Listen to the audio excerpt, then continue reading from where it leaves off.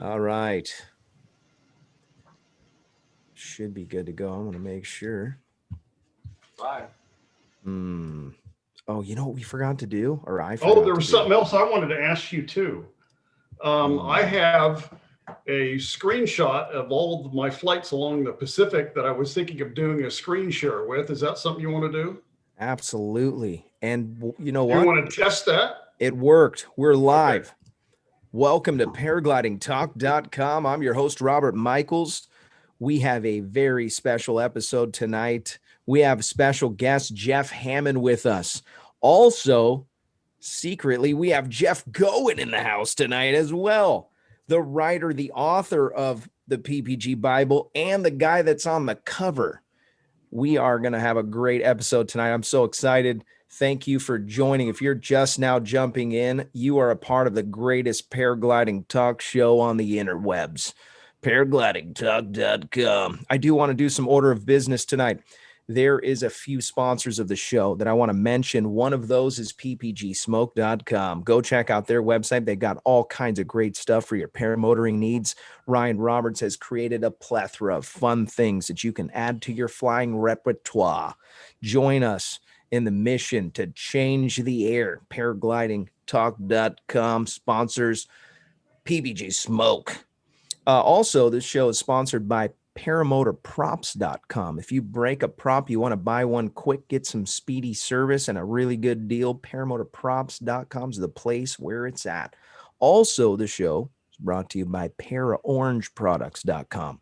Go check out their website, Larry and the Bag Lady. They make all kinds of stuff to protect your gear, and they even sell wings. I think they're even selling motors now. Go check out their website. It's beautiful.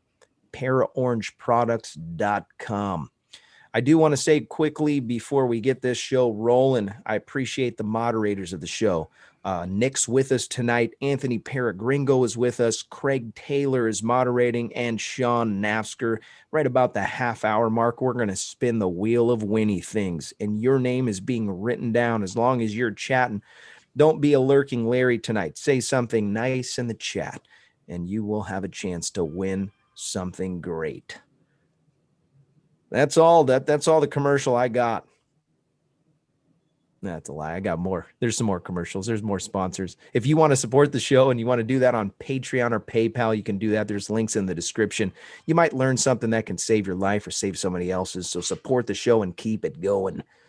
All right. Did you like that, Jeff? Keep it going. All right. Well, I've got some great questions lined up. If you have questions for Jeff Hamann or Jeff Goen, feel free to drop those in the chat. The moderators will streamline those into the stovepipe, and I'll ask those questions away. So excited tonight for this episode. Jeff Hamann is actually a legend in the sport, and if he has been flying and doing adventure flying since the early 90s, even farther back. That must be another Jeff. How long have you been flying, Jeff? I started flying in 2003. Okay. Oh, I'm not the dinosaur that Jeff Goen is. Hey, wait a minute. Even I would have said you started before then. Yeah. Well played. I really thought someone told me that you were in the 90s. I was way off. I started flying when my youngest daughter went away to school. So I was 49, and I can't tell you how many times I wish I'd started much sooner. Watching these young guys and their skills is quite depressing at times. Well, wait a minute. So I've been on a few of the many, a very tiny percentage, only because have been so many of Jeff's trips. But Jeff is way more accomplished than I think he lets on. Yeah. I had a feeling, but I usually like to talk up my guests. I think we had somebody on the show one time and I made up a whole bunch of stuff and they were like, no, I'm not that. And I was like, oh, I don't know where I heard that. But anyways, it made for great content. My first question is, Jeff, how did you get into the sport? And let's talk about your progression. Well, like I told you, I started at 49, and my prior life was all around the ocean. I was a scuba diver and a sailor, and did a lot of trips there, and And a actually got book author. very serious about marine life, and wrote a couple of books, and really had a great time with marine biology. And then I started having ear problems, actually not just from diving, but from a genetic thing. And at one point, the doctor said, you know what, if you ever want to talk to your grandkids, you need to find something else to do. And after 3 surgeries and a couple of hard talks, I gave up scuba diving. And by chance, I was at Quartzsite for the gemological show over there, and there was some guys flying around, and I thought, man, that looks like fun. And would you believe, 2 weeks later, I ran into Bob Armand at a gas station, and he had 2 of them in the back of his pickup truck.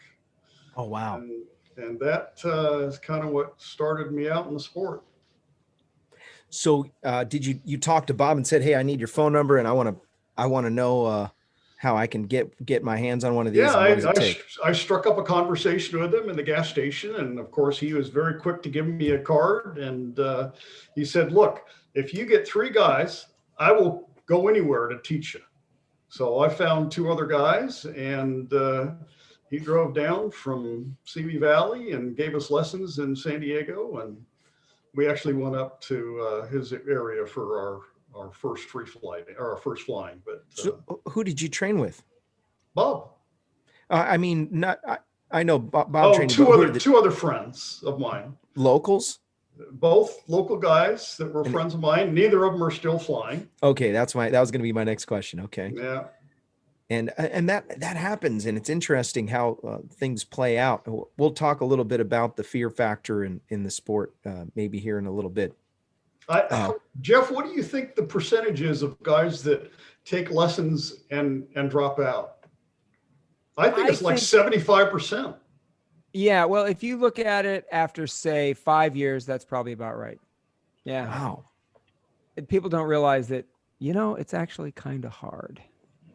It does take some patience for sure, especially for free flight.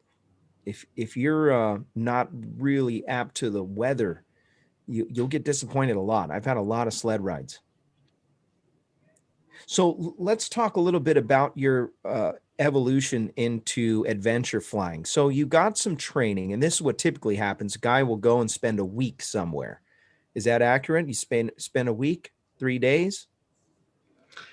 Bob came down to San Diego on 2 different weekends, and we did ground handling and ground school. And then we went up and literally did 1 beach flight with him, and he said, you're done. And we were off on our own. So it was still back before training kind of got fine-tuned. No kidding. Really, we were just, given enough information to be dangerous, and we kind of learned on ourselves after that. It was. And what type of wing were you flying? I had an APCO Prima. Okay. It was like cutting a brick. Yeah. They're a little heavier. Yeah, they were. It was, well, it probably a good wing to learn on. Yeah. Safe. An A wing, I'd imagine. It was great because the brakes won't get you in trouble. They're merely a suggestion. Nice. And so you start off by doing launches and landings at the beach, and you slowly progress. And we have a lot of people that watch the show that are learning or maybe haven't even got a flight, and they plan on it. So you evolve from someone who gets a little bit of training to, I want to go and do some adventure flying. Take us down that road, and what are your suggestions to somebody who's learning and getting into the sport? Well, the best way to get good, obviously, is to practice. And we're blessed to live on the coastline. And beach flying is just so easy compared to what you oftentimes encounter inland. And we did a lot of flying in Baja where we can drive, less than a day and camp for a few days, and just, do repeated flights. It was a great way to learn and fine tune our skills. In fact, I met Jeff going down there a few times. They had a couple fly-ins.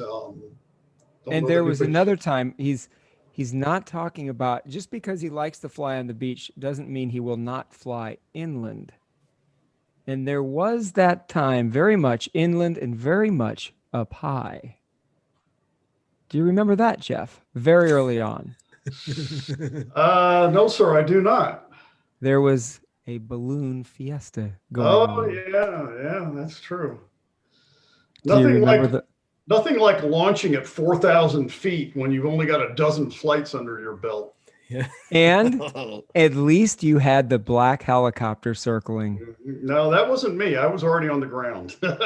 You were on the ground, but you were about to launch. Uh-huh. You remember this? Oh, I remember. Yeah. Yeah. Is this incriminating? No, not at all. No. It was. I think this was the first time we met. That could be. It was in Albuquerque. Yeah. And I had already launched. Tim was getting ready to launch, and the balloon fiesta was going on. The balloon fiesta is a really big deal in Albuquerque. They've got a 4 nautical mile radius temporary flight restriction. Don't go in there. And they are super serious, especially in roughly 2003, a couple of years after 9/11. They were really serious about it. And the reason why I know that is because we had plotted out where that TFR was down to a few hundred feet. Ooh. It was on the corner of our field. We knew it protruded into the field. So I was up there flying, and I saw this helicopter off in the distance. I'm thinking, well, I'll bet he's interested, but he didn't come around too much. And then he did. I'm like, okay, all right. And then he landed right by Tim. Okay, I guess I better go face the music. And by the way, Jeff Hamann, I saw somebody over there with his Hummer getting ready to launch. And so I talked to the guys. These soldiers got out. They were actually super nice about it. It's like, what? You're not supposed to be nice about it. Hey, are you aware of the balloon fiesta going on? Well, the approach control said they saw something on radar and wanted us to check. We just want to make sure you know about it. Okay. Nice. All right. We know about it. Thank you. 700 balloons in the air. Yeah, we did figure there was something going on. We did figure that out. And so Jeff was also outside of the TFR, but he was only maybe a quarter mile away from. And so I flew over and landed next to him just to make sure he knew about the TFR and where it was and all that. And I don't remember the exact details from there, but I got a first clue about Jeff when he invited us to go to his place in Mexico. And I think I said something about not wanting to take the Enterprise, which was our motorhome. And Jeff said, well, we could take the other Hummer. Do you remember that? I'll take your anyway. Yeah, that was kind of fun. The whole experience was fun. I don't actually remember if we went to Mexico after that. But so Jeff may like to fly on the beach, but he's not averse to the no wind inland. The no wind inland. I did a no wind paramotor flight from Casey's property, and I had to actually run uphill a little bit too because it was gnarly. But I pulled it off. I had a little flight. That Moster 185 had plenty of juice to get me in the air. Yeah. Let's talk about, and this question is for both Jeffs. Where do you see the sport in 5 years from now? Oh, heavens. Is prophecy on my business card? Yeah. I know. Well, I think there's going to be more and more restrictions, and who knows where that'll be in 5 years. And certainly around San Diego, there's fewer and fewer undeveloped areas where you can fly. That vacant lot across the street from you isn't going to be there in 5 years, more than likely. So our options continue to dry up. We're blessed to be close to the desert because as far as I know, there's no beaches in San Diego where we can fly anymore. Right. It's definitely going to get tighter from a restriction standpoint. Don't you agree, Jeff? Yeah, I want to hear what Jeff has to say about that as well. Yeah, well, my crystal ball is about as good as yours. So I would take the whole salt shaker. But if you look at the history of ultralights, they enjoyed great prosperity for a while. And then it seems like people had a little of the been there, done that. Like, okay, that was cool. And they kind of came and went. So there is some possibility that paramotor will follow some of the same cycle and it will continue growing. We've had the Tucker effect, I think, and that has spurred a fair amount of growth. And I think it may wane because, as Jeff pointed out, people get in, people get out, and the growth has been overall fairly slow. And I think that's probably a bit more likely. As far as restrictions, I think it's ours to lose. If we don't run anybody into an airliner, I think the FAA would just assume let it alone. So restrictions, we're going to have to watch the drone thing. That's a coming concern. But for the most part, there's not a lot of push right now to do anything about it. So LZs, the popularity has been a blessing and a curse. So more people get into it, more people hear the noise, more people complain. And that's why we lose launch sites. I mean, we all know that you can one off just about anywhere if you launch and leave. But when you start getting your buddies out there and they're buzzing around, even if they're doing it right, the pressure's on. Yep. So that's kind of my take on it. That's great. And your feedback is really important to us because you've seen so much of the sport already. Both, I mean, I know, Jeff, you're saying 2003. For we fly, I compare it to dog years. So if you can survive the sport for 3 years, you're actually 15 or 20 years in the sport, in my opinion.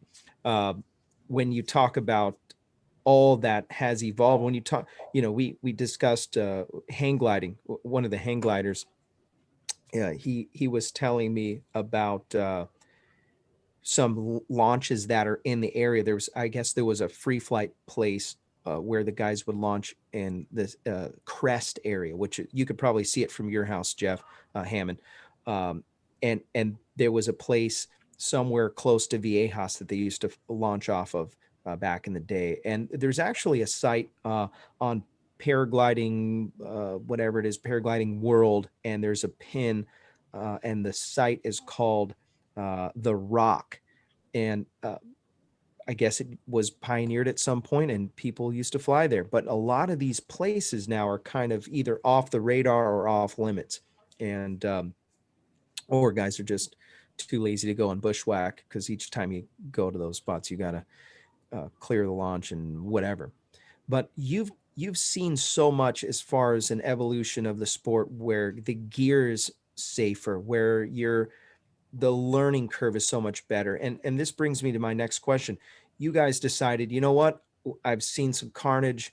I want to help. And you created this book that everyone that's watching has probably heard of. If you haven't, it's the Ppg Bible. These two guys coordinated and made this possible. So yeah, don't give me too much credit. The only thing I did was appear on the cover. Jeff did all the work. Well, he also appeared on the inside too. That's right. You're still in there, and you actually have more pictures in there. Oh, good. Pyramids. I'll have to get the new edition. I'll have to send you one. Yeah, I haven't even read the new one. I need that too. If you're sending them out. Thanks. Well, I was just going to say there's a lot of new graphics and pictures. And Jeff has contributed a whole bunch to it. The photography part is an important part too. I think Russman probably contributed to that part of it. He was on the cover also. Right. In fact, he was on the cover, I think, for both 2 and 3. Oh, he made the cut in 3 too, huh? Yeah, we went Nice. up, and guess where that happened? On another one of Albuquerque. Jeff's trips. No, Albuquerque. Oh, there was one in Panama. That's right. No, but no. That picture was in, I think, Extapo. It was a picture where I told Phil, let's go get cover shots. It was so beautiful. All the cruise ships down below and the ocean, the brilliant ocean. And so we went up, and then I think you and he were up, and that evening we got what wound up being the back cover picture for probably three versions. 009 to 090 donated $5 to the super chat for Robert's motor. Thank you for your contribution to the super chat. I'm $5 closer to getting a motor. Oh, it's so funny. I love it. So what are you up to? That's confidential information. Oh, let's see. Because my wife is watching. Let's just say another 5,559 $5 donations. Every week she gives 30% of it right back. Yeah, she's lurking in the shadows. So you see some things happen. You decide I want to put this book together, Jeff, and you did. Talk about maybe the evolution from, and I know we talked about on the last show. We talked about evolution, and you created one book, then the next, then the next. Talk about your evolution on your end with buying new gear and safer gear and experiencing more comfortable gear, stuff that's a little more reliable, maybe. Talk about the evolution from what it was to what it is now. Actually, can I answer that first? Yeah, absolutely. I think Jeff still has the same top 80 he had 20 years ago. Yeah. Is that true, Jeff? Well, it's the same type of motor, but that exact motor has long since been retired to someone more mechanically inclined. Okay. So you know how I stand about reliability, right? You know how you can tell when your paramotor's about to quit? When you start running. it up. Mm-hmm. Yeah, it's running. It's running. So I mean, the big thing when I started, there was some information, and it was things like this. Boy, you got to be a good wing handler. That's what makes you a safer pilot. You got to get out there and practice. And I'm just eyes wide open.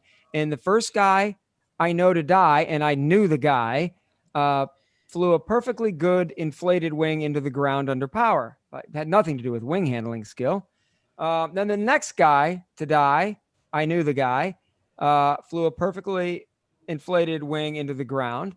And then the next guy was in the water, and then another one in the water, and then another one in the water. It's like, we aren't really addressing what's really the problem. And don't fly with Jeff going. Yeah, right. If you know Jeff Goyne, yeah, you're doomed. You're doomed. So anyway, and the banter is thick in here tonight, folks. Yeah. So that's what got me to do it. I actually went to a guy who's a well-known author, Dennis Pagan, and I said, "Hey, where's that book you were writing?" Yeah. Yes. And Love you know Dennis? Yes. Dennis I don't know great. him personally, like some celebrities do, but oh, brother. I loved his book. Yeah. That is the book that set it off for weather for me. Yeah, that's an awesome book. But he said the fateful phrase when I asked him about it, well, I decided not to, but if you write it, I'll publish it. Nice. That was not on my radar. Not at all. Nice. But it needed to be done.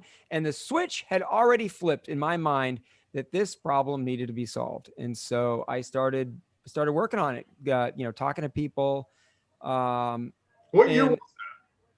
That was 2003. So I was probably working on that book in the back of the Enterprise when I was out there when we met. Wow. Yeah. Huh.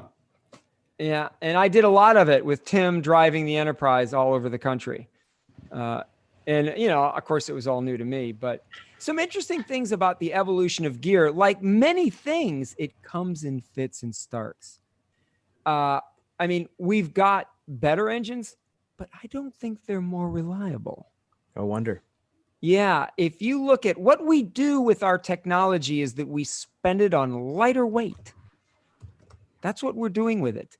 Because you could, what is the saying the engineers say? You can have lightweight, low cost, reliability. Pick any two. You can't have it all. And so that's what seems to have happened. But there have been some interesting improvements. In 05, I had access to a machine and I poo-pooed it. And I don't remember, it was 04, 05. It's like, well, it's just another low hook in. I get low hook ins. I understand what they're about. A little more free flight weight shift, but I don't really like the 4F tilt.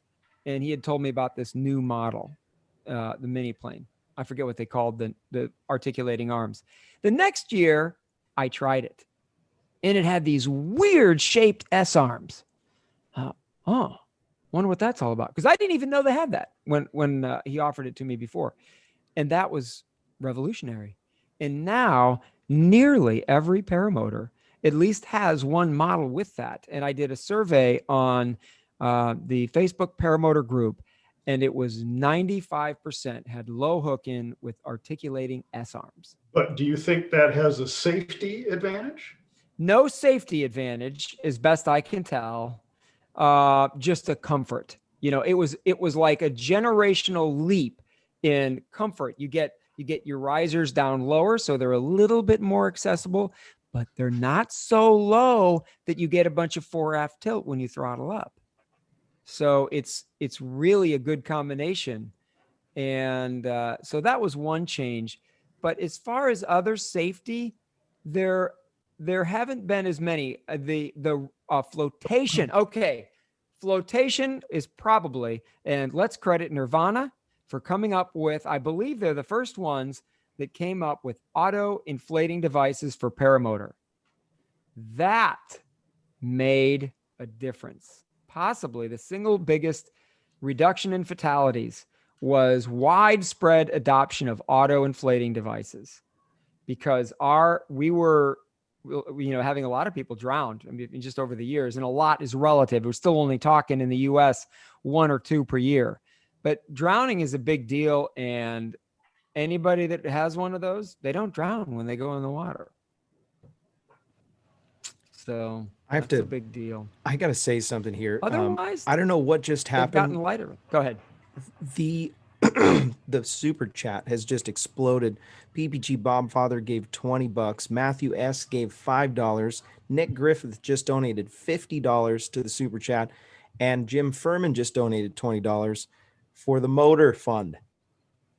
Wow. So this would be a good time to tell you, I've got a used motor I'll sell you. Yeah.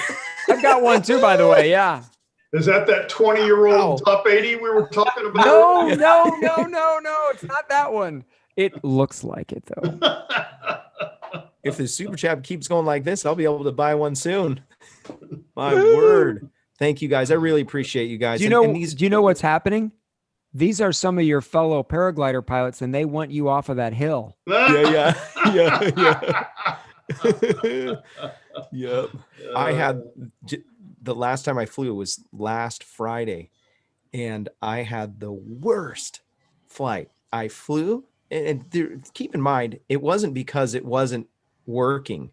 I launched into a bad cycle. It went south, and then I landed on the side of Amen Ridge, if you know Blossom, and then I launched again, landed on Amen Ridge again, launched again, could not get up at all. I ended up landing at the bottom, and I had to hike, and it was like an hour hike.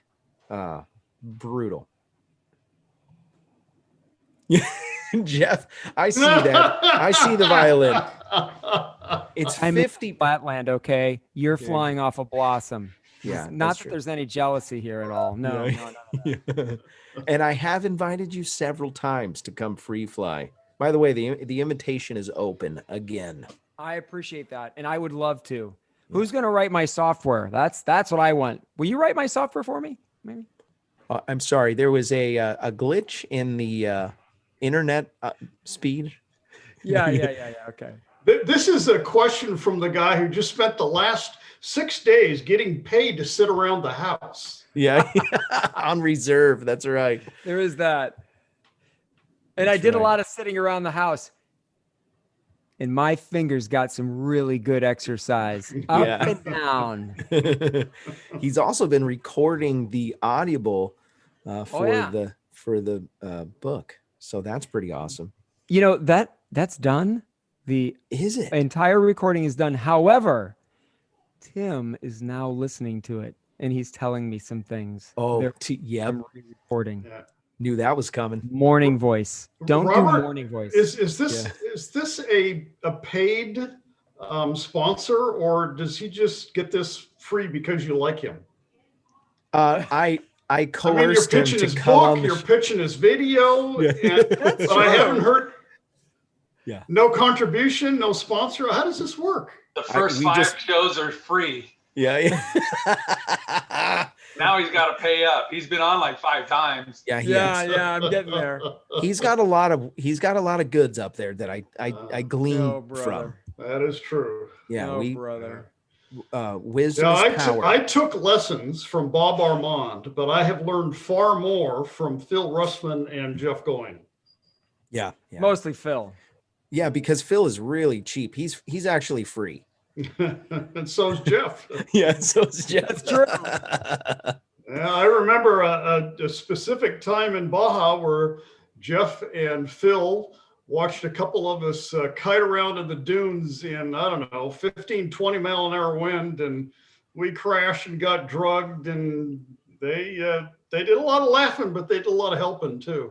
Yeah, Russman. Didn't we poll you?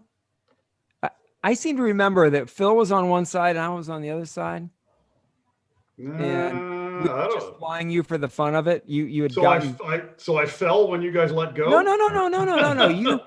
We were just having fun. I think you were doing a good job. And at some point we just thought, well, let's just pull you and It's a fly beach you. toe. Maybe that's why he doesn't remember. By the way, thank you, JP Tulo. He donated $5. 009 to 090 donated $20 more than he already donated. And KCR, Nick just donated $20. Nick, you're out of control, bro. Really appreciate you guys. You guys are awesome. You just need to get a motor and get on the air with us, man. Yeah, let's do this. Yeah. It's coming soon. Actually, I think PPG Smoke is going to he's going to give me a frame at cost, and then I'll just have to get a motor and a harness. Yeah, it's Very coming. nice. DP donated $5. Thank you, DP. Let's spin the wheel, Sean. Shall we? Hey, just a second here. I got one more name to put in here. One more. Is it DP? All right. No. He's been in there for a minute. Okay. Right now, no more names going in. Can you turn that light on, please? It's all filled up. Let me see here. I gotta stretch my screen out here. There's so many names. There's lots of names in paraglidingtalk.com. Yeah, a lot of people want to come see Jeff Hamann. That's what's going on here, folks. The elusive Jeff Hamann. All right. We got the wheel. Look at all these lovely, lovely people, patrons. All right. And we're going to spin the wheel, and we're going to be giving away a paraglidingtalk.com neck gaiter. So, by the way, if you're watching this show, the sponsors of this spinny wheel is Nebraska PPG, Josh Bowden. He runs a school in Nebraska. If you're interested in getting some top-notch training, sign up with Josh and his team today. There's a link in the description to get a hold of him. Also, the show is brought to you by Tri-State Skywalkers. If you're in the Indiana, Kentucky, or Ohio area, you can reach out to Brandon McLeod. Joining a flying club will help you grow in the sport and make you a safer pilot. If you're interested in joining the Tri-State Skywalkers, follow the link in the description. Oh, it's going to be, I don't know. Never trust a skinny chef. Shane almost got it. Nope, it's still going. Lots of grease in the wheel tonight. It's still going. Kenton. Chatleon. Let's Chatleon. I did a good job butchering names. Kenton Chatleon. Kenton Hey, you oughta- Chantolian, You won like 3 weeks congratulations. ago. What's that, Craig? He won like 3 weeks ago. He's on a roll. Yeah. He is on a roll. Wow. Got another donation in the super chat. Gonzo222 got a motor, Sacramento PPG, and if pilots want to fly with you. Thank you, Gonzo. I appreciate you. I'm not sure what that means, but I'm down. I will fly. Yes. Gosh, man, I'm really feeling the love tonight. You guys are awesome, man. We need to have Jeff and Jeff more often. People get generous. Every week you guys just come back on. I've got some great questions, and I know Jeff has some Jeff Goen has some great questions for Jeff Hammond too. Chuck Johnson just donated $10. Thank you, Jeff. Chuck Johnson. So my next question for Jeff Hammond is, what is your go-to wing and motor? Is this going to get me in trouble? No, it might get you a sponsorship. Lately I have been enjoying flying my Colorado the most. Nice. It took me a little bit of getting used to. I have been flying a Nucleon WRC mostly for the last few years, but it's getting a little worn out and heavy, and I blew a couple of launches and finally got out to Colorado, and I like it. Now, Colorado, is that a lightweight version of another wing? No, it's just like the regular? McPara. I think it's been out a couple of years now. Okay, yes. And tan colors or orange in the front, kind of. I have gloss. a special color. It's orange and red and black. Oh, cool. So you got a custom McPara wing? Yep. Okay, I didn't know you could do that. That's awesome. So that's your go-to on the motor. Do you do any free flight? I do. We like to free fly on our adventure trips, try to motor in the morning and then look for a soaring site in the afternoon. And I have been just flying a Muse. I think it's a Muse 4. Okay. I should probably upgrade one of these days, but it's still working for me. Now, Okay. I did not hear the motor part. I heard the wing. Yeah, I know that's coming. You know what? That one, man, that's really hard. I have been flying Cisco Snap 120s, and they've gone dark. They're not answering my emails. Oh, no. And I'm a little worried that they're in northern Italy. So Okay. I'm worried that they got hit hard by this COVID virus. Oh, right. I'm not sure they're coming back. I just emailed them again a couple of days ago. I even asked the guys at Cross Country Magazine if they've heard anything, and Marcus hadn't heard anything. So I don't know what's going on. Oh, yikes. That reminds me. So Jeff's pictures, they're all over the place because of course they're gorgeous pictures. So in my the last column in Cross Country Magazine, guess whose picture was over it? Did you choose that, or did Marcus do that? Marcus did. Ah. I think I may have sent a picture. And they decided to upgrade it? Yeah. Hey, when I'm bested, I'm bested. I get it. It's okay. Yeah. Hey, it's like, that one picture, why he's on the cover? Why he was on the cover for more copies of the Ppg Bible was because I said, I'm going out to get a cover picture. This was quite a few years ago. And I was talking to Jeff, and he said, I told him what I wanted. And I told him I wanted, one close-up picture with a pilot and another picture where you could see the other glider. And he said, well, I have a few of those. And I went and looked, and I realized there's no place that I'm going to fly today that will beat that picture. Done. Nice. Game over. Kenton just donated $15. Get your motor. Every little bit helps. Thanks, Kenton. I'm going to be sending you Kenton, I need you to reach out to me. I forgot to mention, go to the paraglidingtalk.com website and send me your information so I can send you your neck gaiter. And thank you for your contribution. Yeah. I like that microphone, Jeff. It sounds really good. Well, Really the clean. only reason this is here, you know why this microphone's here, right? Yeah. Yeah. Okay. I feel like I played a part in you getting that, though. It could be. Well, I'm just saying.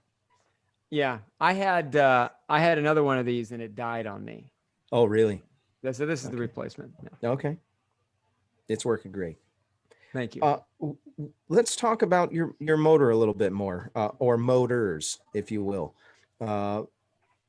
What do you think is your favorite? It's the Snap 120. Snap 120. Yeah, not many people fly it, and I'm not going to claim it's the best thing since sliced bread, but I think one thing that's really important for pilots is to really get to know a motor well. And if you're constantly changing motors, you don't hear something that you should have heard because you know the motor well, and you don't see something that you are unfamiliar with. And I've just flown this long enough that I'm very comfortable with it. And, I can hear when something's not right and generally know what it is. Ooh. So it's important to get to know your motor well. That is such a great statement, man. Really. And that is, I've never heard anybody say that. That's one of those, we've had a lot of shows. This is episode 130 something or other. What is it, guys? Episode 139 40. Is it 140? I don't know. 140 What episodes. episode is it, Robert? You got to be able to listen. Not only that, you got to 140. be able to feel it. Yeah, 140.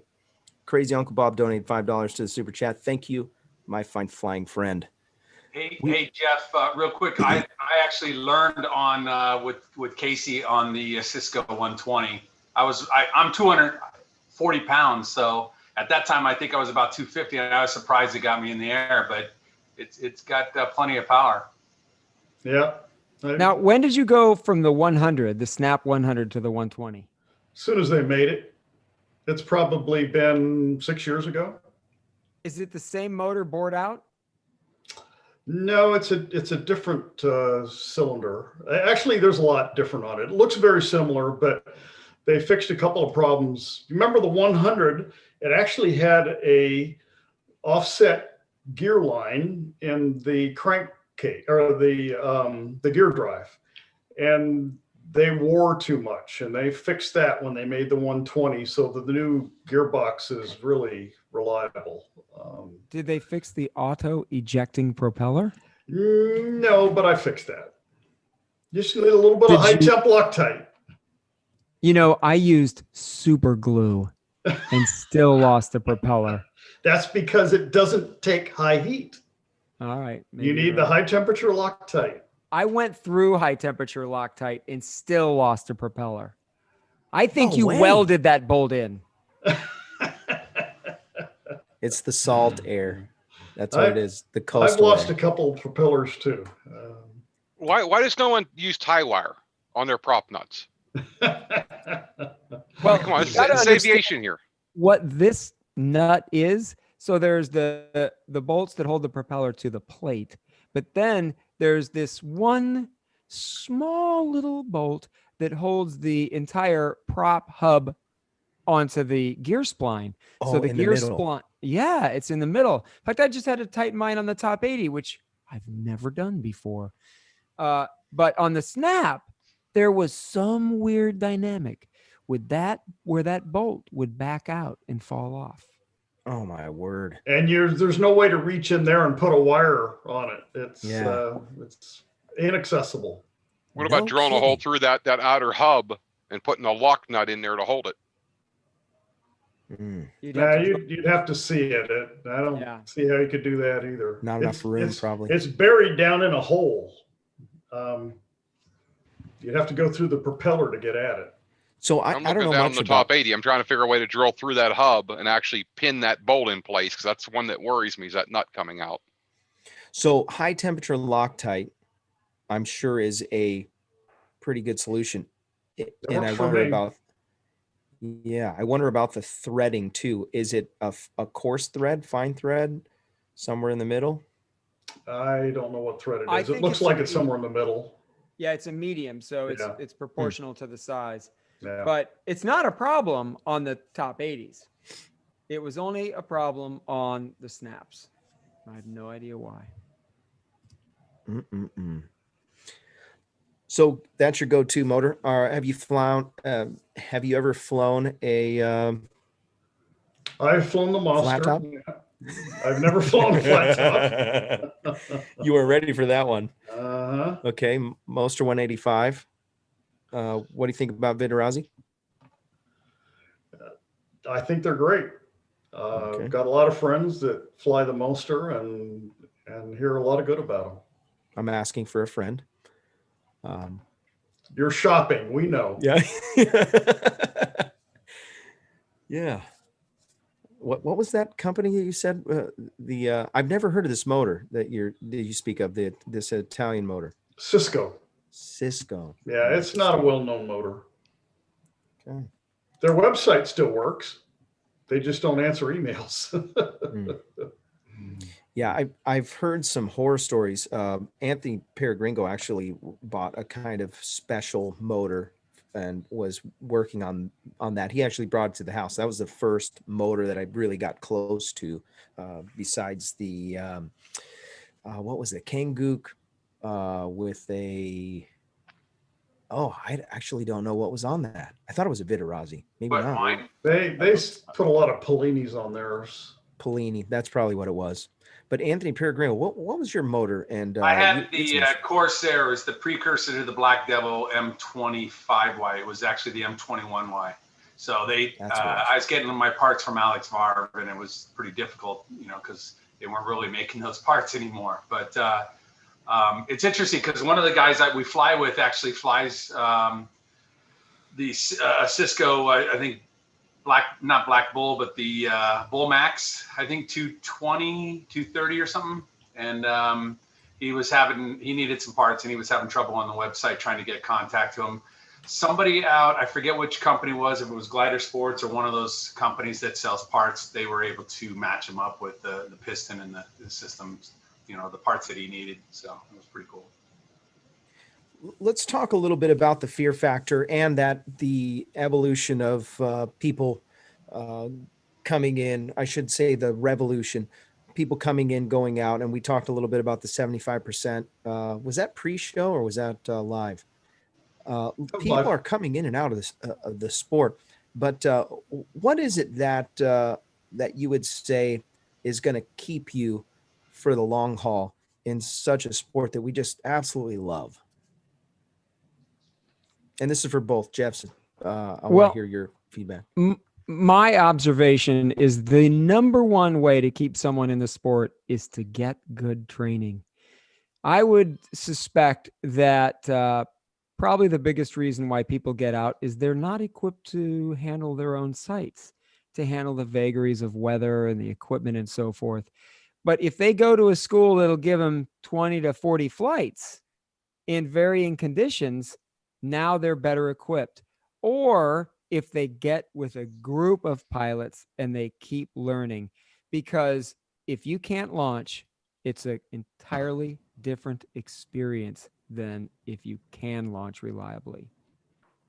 Yeah. And for me, I think it's important that you keep it fresh. If you have one flight or one local place that you can fly and you go there and you fly around the same stuff every week for a year, it can get pretty stale. And, I like to have something else to go along with my flying. You're exploring, you're taking pictures, you're shooting videos, you're working on gear. There's all kinds of things you can do to make it interesting. And then certainly traveling and doing some cross-country flying and other places is another way to keep it really interesting and fun. I couldn't go and fly Torrey Pines every day for the next 5 years and be happy with it. It's just that there's more to it. Yeah, great point. If you look at people that are in it for a long time, they're rarely just flying their local site exclusively. Good point. That's leads me to my final topic, which is Adventure flying. Take us through the idea of adventure flying and how did it evolve, and how did you guys end up doing these things? I know Jeff Goen says that Jeff Hamann is the adventure guy. So I want to talk about how did that happen, and tell some of the stories. Well, as I told you earlier, I took lessons from Bob Armand and started flying a little bit in Baja. And because of I had a condo down there, and there's some really easy beaches to fly from. And we decided that doing a little bit of cross country north and south would be fun. So that kind of started things. And then Bob actually organized a trip to Costa Rica and took, gosh, I think there was a dozen of us down there, and he shipped all the gear down and handled all the logistics. And we just kind of showed up and flew a couple of places in Costa Rica. And that's really what hooked me. I really enjoyed that and met some other guys in the sport that I kept up with for years. It was a lot of fun. And then when I came home, I started organizing my own trips, first in Baja and then on the central Mexican coast. In fact, one of the earlier ones that I did was with Jeff and a few other guys, where we flew in Jalisco and south. And it's really fun when you can set up or organize a trip where you can fly from hotel to hotel and land on the beach and go in and check in. It's a neat goal, and that's one thing that'll keep you in the sport, I tell you. Adventure. Very civilized. Mm-hmm. It was more civilized when we had the Gloria Maris. Not by everybody's estimation. No air conditioning. I suppose. Yeah. And where's that? I had a sailboat, and I did a few flying trips from the sailboat, which was a lot of fun. And Jeff and Phil did one of those trips with me as well in Baja. Okay, there was Baja. a video that was done as a result of one of these trips. That's correct. Why We Fly. Why We Fly. And just to give you an idea of this trip, it was bookended by hurricanes. Mm-hmm. Did we mention we were on a sailboat? Yeah. But you know, Robert, there was one moment where I got really serious about the cross country stuff, and that was when I was in Puerto Vallarta with Casey. And up until this point, you know, I'd just been doing a little bit of cross country here, a little bit of cross country there, and then there's this huge point south of Puerto Vallarta that's called Cabo Corrientes that it just looked, you know, undoable. It's always windy out there. There's no roads. And Casey said, "What do you mean you can't do that? All you need to do is get the right weather window and hire a guy in a Ponga to follow you. You don't need a road." And the more I thought about it, the more it kind of tickled me. And I realized, you know what, maybe we can do that. So Casey and I organized a trip, and we hired a boat, and we first flew to Yalapa, which is a famous free flight place, right, Sean? Oh, Sean's spinning the wheel back there, Robert. Yeah, we lost Sean. Wake him up. Where is he at? So Yeah. Yalapa is a famous free flight place just south of Puerto Vallarta. And again, no road. You got to get there by boat. So we flew there with our motors, landed on the beach, stayed in a hotel, and then we actually hit the window perfect. We didn't have to wait there. We expected to, you know, wait for a couple of days until we got the perfect wind. But we flew around Cabo Corrientes all the way to the next hotel, which was a really cool place on the beach. And then I realized, you know what, I can start stringing these together. And so for the last 17 years, I've been doing cross countries along the Pacific coast. And I've now made it from Los Angeles, or actually now from Guadalupe Dunes, north of LA, all the way to southern Chile. No kidding. You have some. Go ahead, Jeff. Go on. I was just going to say that this doesn't do justice to some of the adventure part of the trips, but let's just say there's a paramotor and possibly a wing in a jungle somewhere along the way. And I Yeah. believe that machine guns were involved on one of them. No kidding. Yeah, I want to hear Yeah. about that. Uh-huh. We've had lots of adventures. Yeah, please tell. And what did you learn from it? Sounds like Jeff's itching to make a new book. Make sure you're fully loaded. Ooh. Oh no. There aren't enough pages to go around. That we've done over 400 flights, and I think the last count, I think I've had 20, no, almost, I think 30. Actually, I can look it up here. I think I've had 30 different pilots fly with me. Wow. Including Jeff Goin. Yes, I've got 30 pilot partners that have done legs with me, and somewhere over 400 legs. Wow. Over 17 years. So it's, you want to see a picture? Yeah, I knew you had some pictures. I would love to my screen sharing should be on. Yeah, you guys are good to go. In all that time, Jeff, how many engine outs that or any condition Oh, that heavens. required an unexpected landing? At least one a trip. No kidding. Oh yeah, way too many. So is that working, Robert? So Are I'll you tell seeing you. what I'm seeing? we were so excited to mess around and chat before the show. We were supposed to actually try this. So at the bottom of your screen, it says screen. There you go. You got it. So that there's the northern end, north of Santa Barbara, and I'm still trying to figure out how to get past LAX. Maybe if this COVID thing hangs in there long enough, we can do that too. But this is the area that Jeff Goin flew with me. He also did this area in Baja, and then just kept going. He flew Panama with me. We had some interesting flights there. And Understatement of the year. Uh-huh. And then this is where I'm at right now, Constitucion, Southern Chile. No and kidding. I have two motors down there, hoping to go a little further, but there's no hotels open down there. And neither one of those motors are in the jungle. No, they're in suitcases. Hopefully be ready to go. Hey, Jeff Hammond, each of those color tracks, is that one flight? Is that or per trip? That is one flight. One stretch, right? So each of those represents a flight. One of the most memorable ones was right here, right, Mr. Goin? Oh yes. Oh yes.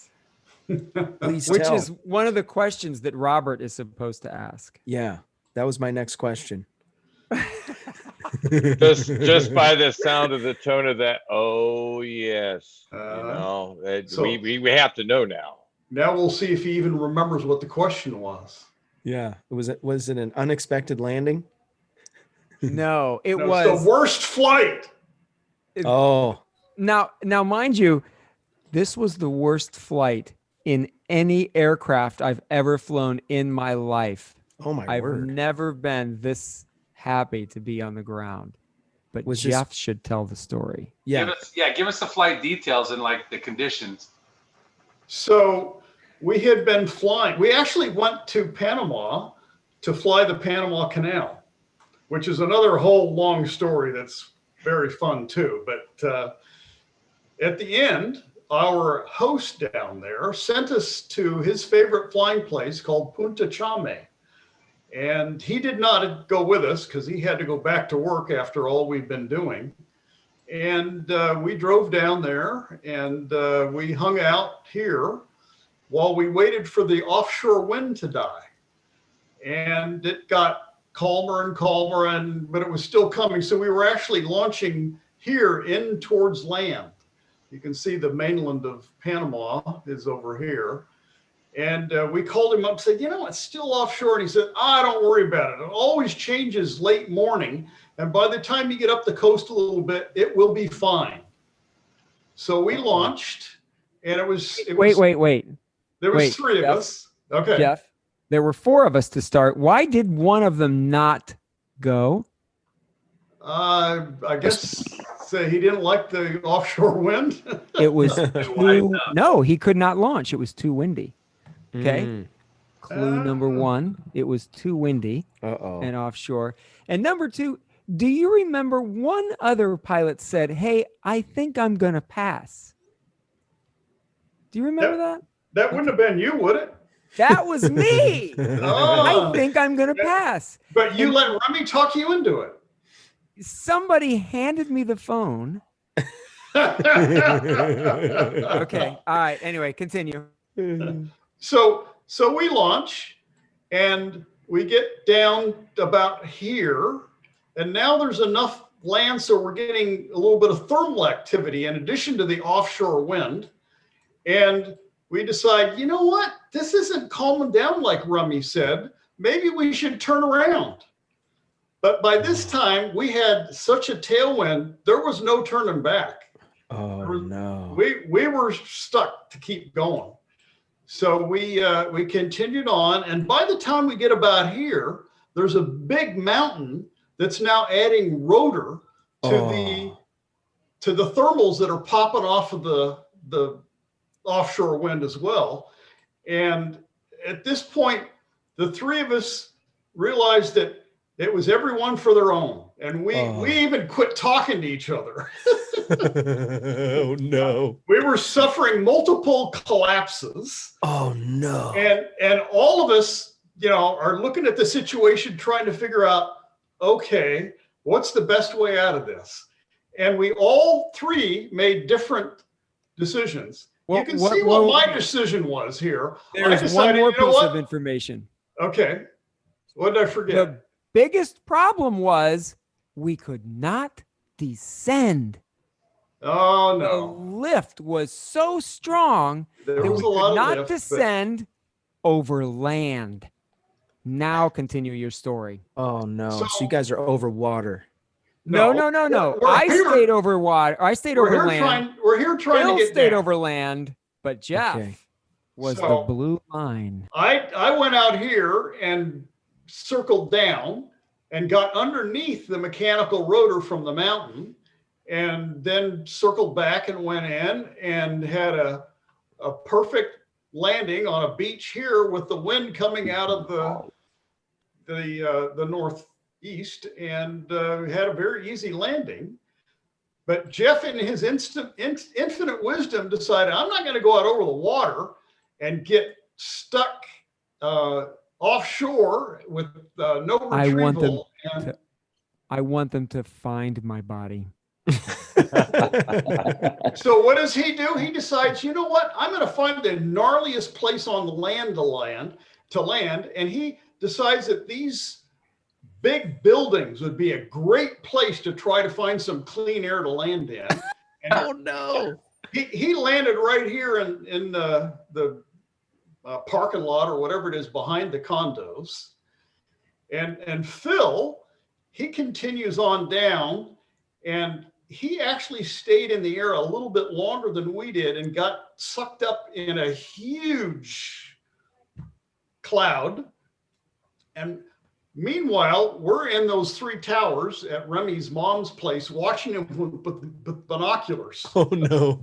And he's trying to circle down, and it was sad to listen to him. He'd get down, and there's a cliff right here, and the wind would hit the cliff, and he'd shoot back up, and then he'd get sucked up again. And so we probably watched him for an hour and a half, 2 hours before he finally managed to get himself down in this area right here. Landed between the My houses. word. Now my version. Okay. So we get over there, and I actually don't remember taking any collapses. However, that wing wound up in places no wing should ever be. It was the worst turbulence I have ever experienced. You were flying a Spice, right? Yes, a Spice 22, a very efficient wing, but kind of long and skinny.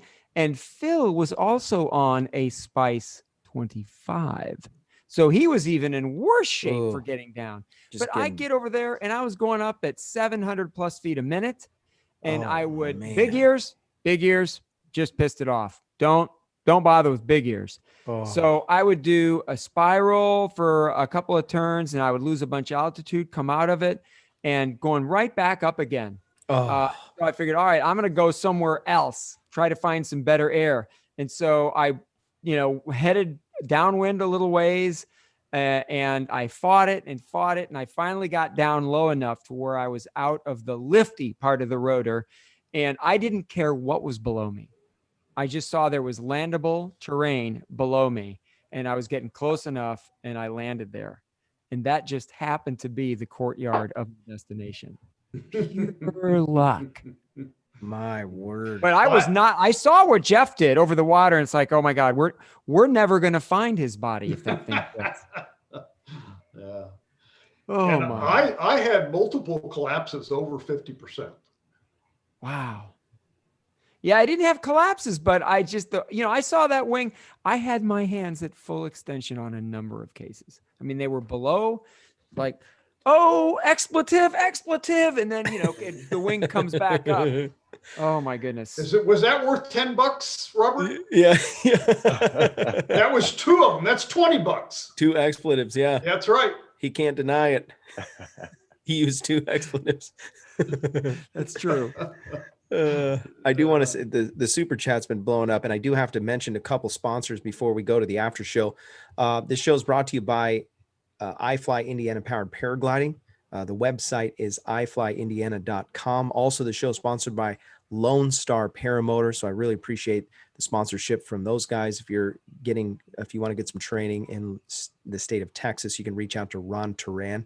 There's links in the description. The website is lonestarparamotor.com. This show is also brought to you by Torrey Pines Glider Port. If you want to learn how to free fly in the most beautiful place on the planet, go check out their website. That website is flytorrey.com. That's flytorrey.com. Lastly, we have a sponsor. It's Resurgence PPG. Craig Taylor, take it away. He likes when I just put him on the spot.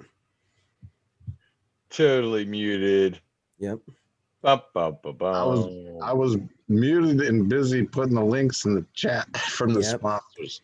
Resurgence PPG, a 501c3 nonprofit for veterans by veterans. If you haven't heard of Resurgence PPG by now, let me know, and I would like to give you a little bit of a love tap.